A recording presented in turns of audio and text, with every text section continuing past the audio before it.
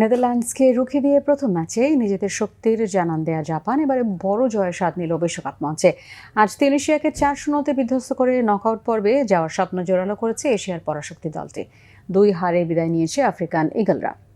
মেক্সিকোর স্তাদিও মন্তেরে স্টেডিয়ামে বাংলাদেশ সময় আজ সকাল 10টায় শুরু হয় বিশ্বকাপের ইতিহাসে 1000তম ম্যাচটি।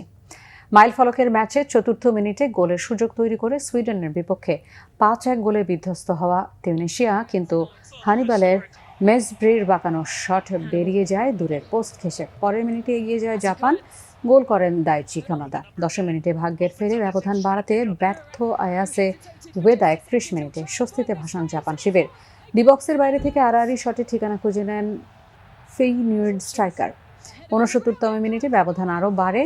ওয়েদার রক্ষণ চেরা পাস ধরে দ্রুত গতিতে এগিয়ে গিয়ে কাছের পোস্ট ঘেঁষে জাল খুঁজে নেন জুনিয়াইতো।